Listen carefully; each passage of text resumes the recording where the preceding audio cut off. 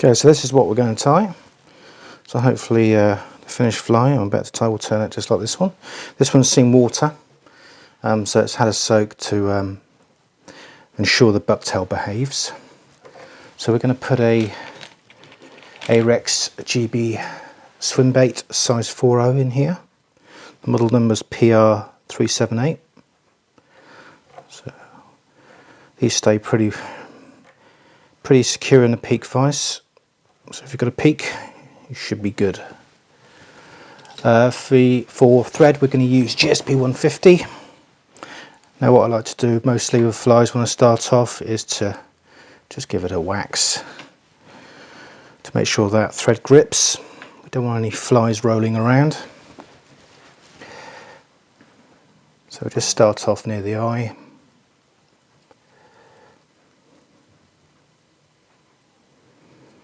All the way to the end of the shank. Take off our excess. I've lost my scissors. There we go. And what I like to do is just build a little bit of a bump up here to make sure no material slides off the end. And add some glue.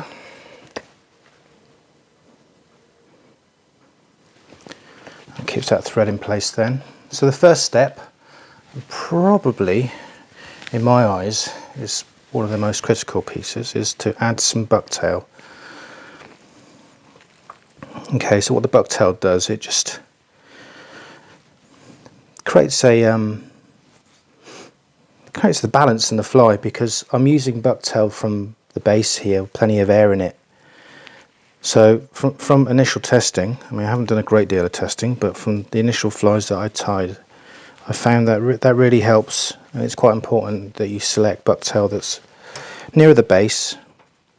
Doesn't matter if it's not long, because we're going to add some other materials to lengthen it out, but you need it with plenty of air in there to give it the fly the buoyancy to keep that back hook up. Another little trick as well, which I'll show you now, is to just flatten out the bucktail on top, so don't go all the way around. A couple of loose wraps over the top and just push down with your thumb, but keep it on top. Okay, so it's like a flat.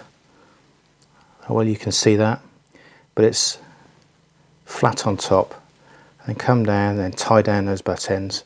Don't go too tight near where you tied it in, otherwise it will really flay up. You want to sort of try and keep that shape as much as possible. And then some loose wraps just to control it, and then come down tight on those butt ends to keep them there. So as you can see, it's all on top of the shank, and it's fairly flat, so it creates a wing, so to speak, and it just prevents that back hook from dropping, because we've got quite a long shank here and we're adding buoyancy to the shank. So what you need to remember is, obviously everybody uses a wire trace most of the time, so you know there's weight to that wire trace, there's weight to the clips. I mean, you can test these in a swim tank, but you won't really fully understand how the fly swims until you get out and fish it with your leader setup. So I mean, I got a little bit luckier this one. This first fly I tied, first bucktail I tied, and it worked really well, so there's no point me changing that. So yeah, there we go. So the next step is just to add a material that's longer than the bucktail to form part of the tail. Now there's different options here. I mean, I'm using cheap canacolon, which is essentially you know, it's very similar to a lot of the synthetics that you can buy from fly shops. I might get through a lot of it, so I tend to buy it in bulk. Don't ask me for links, because it's going to be different from wherever you are in the world. So just look for canacolon if you're interested in using it. Now what we need to do with canacolon is just taper it and just run your finger through it to separate some of the crimps in there. Now this fly is about 7.5 to 8 inches long, so it's not a huge fly. So what I do is put the long part on top, so we're talking probably about 60-40 here, and then tie down. Now for the 40%, what I like to do is just separate it out and just add it underneath. A couple of loose wraps, do the same on the other side.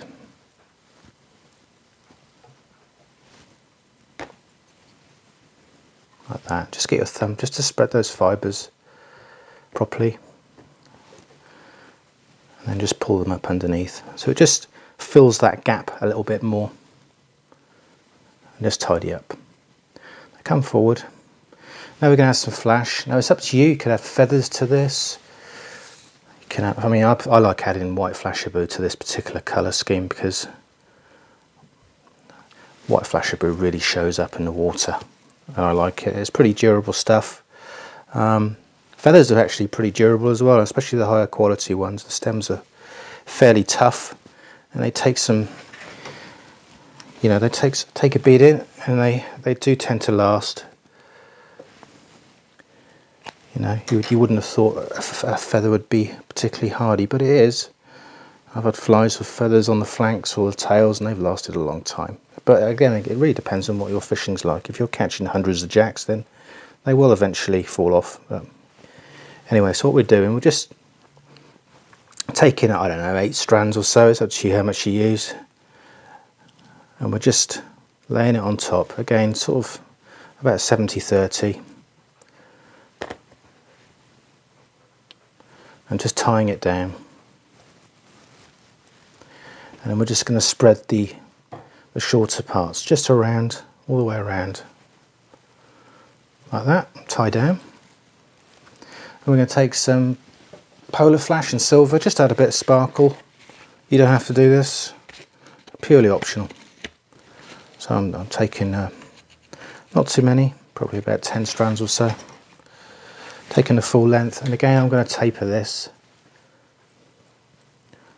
like that. I'm just going to lay that on top, so it's the same length as the other materials. Spread it round, tie it down, and just spread the sort of shorter sections all the way around as much as possible. You don't have to be too tidy. Tie down. There you go, so that's your tail section done. So we're going to add a little bit of glue to that. And I've said in many videos I'm using liquid fusion. Just gives me a bit of time to, I don't have to wait for it to dry. It doesn't stick to my fingers like super glue.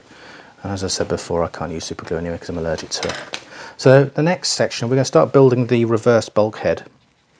Now you need fibre that's got plenty of air in it, and it's also helpful to have some natural curl to the fibre as well. So we're not looking for super long pieces. We're looking for some, I don't know, 3 inches or so. We're just using it to build some bulk and some buoyancy to the fly. Now you don't have to add loads to this either, so what I'm going to do, I'm going to take a medium amount. I don't know, it's probably half a pencil width or a third of a pencil width. Take the end of fur out. Now to get rid of that straight edge, all I'm going to do is just hold it in my hand and just put it through and lay it back down on itself. Like that. Have a look, make sure there's no super long one sticking out, and you can see it's nicely spread out, there's no straight edges in there.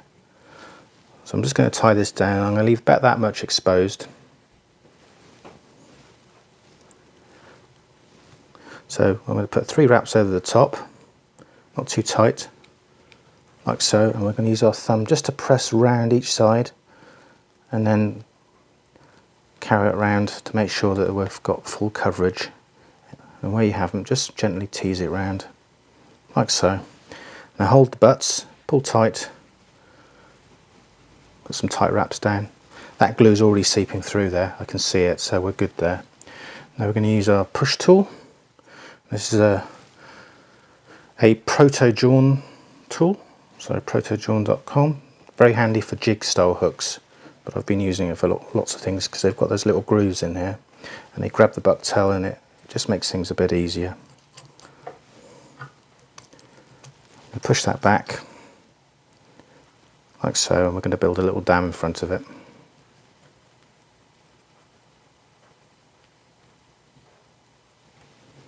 Like that. That's enough. Now optional, now we can either just put flash over the top of that, but I'm just going to add a little bit more Hackle on.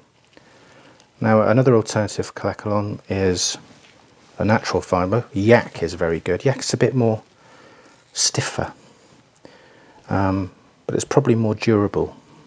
But the only problem is it's a little bit more expensive as well, so that's a good alternative if you can't find Canacolon. Another one is Steve Farrar blend. That's a good one. Try that. I'm just going to wrap that on. Just make sure it's spread out. And split those fibres, bring them underneath, like so.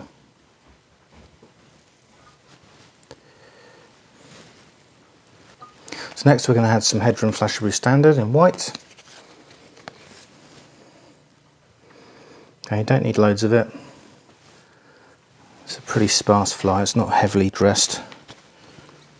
So we'll just cut an inch off the end and we'll just taper the ends. Make sure we haven't got any straight edges. Just lay that on top, see where it comes, and then wrap it all the way around the hook. We'll take those shorter pieces and wrap them round, make sure there's an even distribution. And take some more silver polar flash. So what we're going to do with this one, we're just going to cut it in half.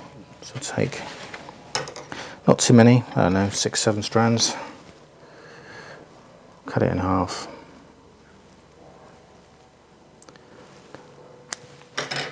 Taper the ends, like so, and just lay on top, like that. Give those fibres an even distribution underneath on the sides. That looks pretty good. Right, for the last bucktail, now we haven't got much space here, so we just need to be careful. So we're just going to tie our next bucktail just in front of the next one. So we need yellow.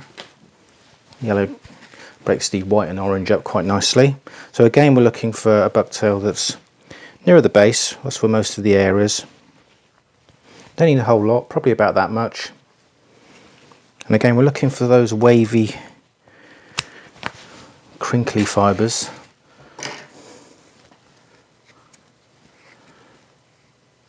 That's quite a long piece there, so I'm just going to take a little bit off. And again, I'm going to do exactly what I did with the white. I'm just going to put it through. So we get rid of those flat edges. It's up to you how you do it. Move the long ones back in. Any super long ones here we'll just trim off. There we go, that's ready to go. Before we do that, we're going to add some glue.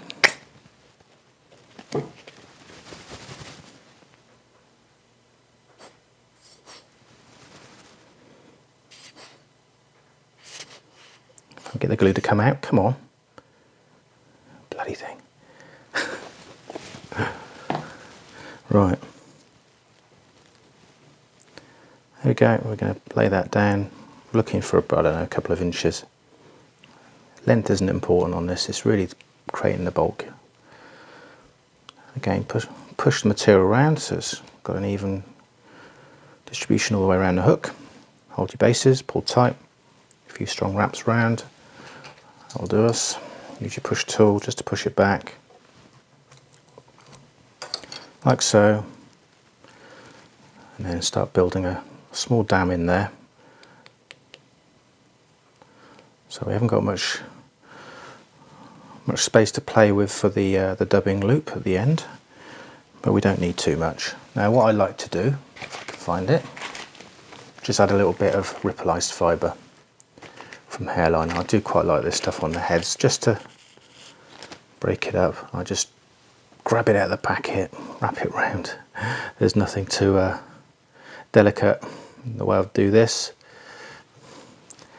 Just make sure it's covered all the way around, pull it back. There we go. Of course you don't have to add that. Now next I'm going to add some whiting dry fly hackle pro grade. Now this is quite expensive stuff, so you don't have to use this. There's plenty of cheaper alternatives out there. I quite like, I deviate between the skinny and the fat hackles. I quite like skinny hackles in this one, just to create a lateral line. But you don't have to, there's alternatives. There's You know, Hedron do a sort of grizzly Flashabou. There's other products out there. You could just use lateral line or just leave it off. It's up to you. I just like to add a short lateral line onto this one, just to break it up. You know, I'll have people say, "Hey, it doesn't last very long." It lasts as long as the fly.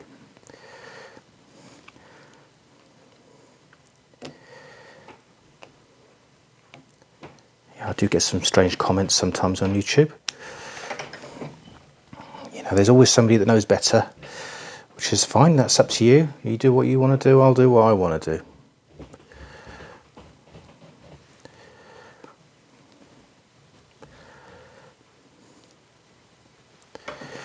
A bit like that. So what we need to do now is create a head for this. Of course, you could come with more bucktail here if you wanted to, but the flies that I've been fishing have been swimming so nice with a Nayat head, just blended with a small amount of strung fuzzy fibre, just to give it a bit more bulk and air in there. So what I'll do, I'll take a piece about that long, and just take out some of those under fibres, and I'll cut that in half. So we're looking about, I don't know, 2–2.5 inches. I'll lay that on the table. I'll take some strong fuzzy fibre. You don't need much, just a little bit. It just helps to spin the dubbing loop. Take a small amount of that, and again we're going to cut it into the same size pieces. I don't know how well you can see this, but it's not very exciting. That's what we're doing, and what we're going to do with this, we're just going to quickly blend it by hand, just pulling it through like so. Now you could add flash to this. If you don't have Nayat, you could just use strung fuzzy fibre. You could probably use yak in this. I'm not sure craft fur would particularly work well. It might work. Give it a go. I mean, I don't tend to use a lot of craft fur because I like to, I don't know, I find it difficult to use personally and doesn't give me what I need on my flies. So, but it's up to you, and there's lots of different ways of doing it, but I prefer Nayat because it's very, very durable. And it's got many applications. So that's it. So that's blended through. So the important thing is now, before you put that into double loop, you just run your comb through it. I do this on all these double loops. Lay that to one side. Get a clip. You want to make sure these fibres don't move around. Create your dubbing loop. About a 5-inch dubbing loop, no more than that. Tie that down. Your dubbing loop tool, whatever you're using, they all work very, very similar. Take your wax. Make sure you give it a good wax. You want those fibres to stay in there and not move around. Okay. Before we do that, we can just add a little bit of glue to the head. It just creates a little bit more durability, just in case we have some materials that slip within the loop. Just a little bit on top is all you need.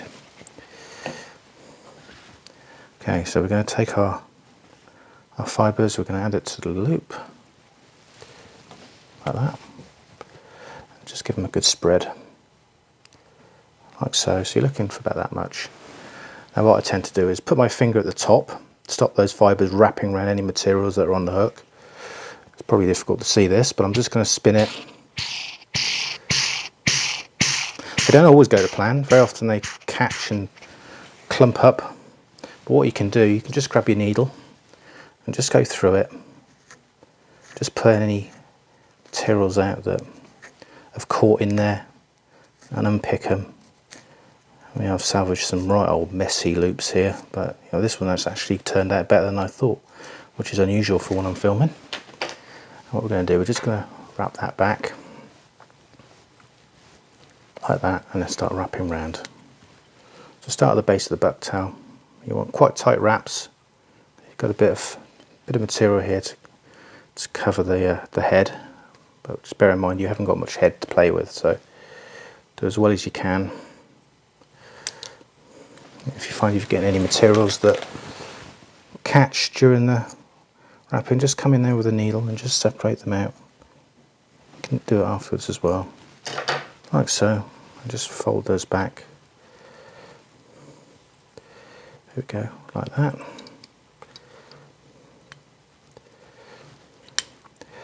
Do lift that up tight and then tie down. A couple of wraps over. I've come a bit far forward there, so I'm just going to gently tease it back. There we go, so it just goes back a bit further. Wrap down like that, so that dubbing loop is secure. What I'll do now is whip finished. Put a couple in this. Pull tight. Like so.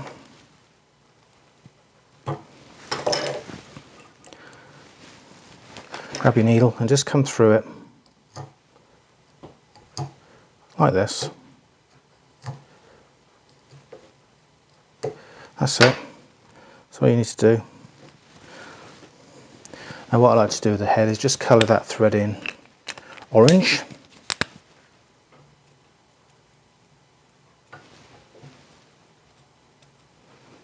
Like that. Take some liquid fusion and gently add it to the thread wraps. And this will soak in to the materials and the thread wraps.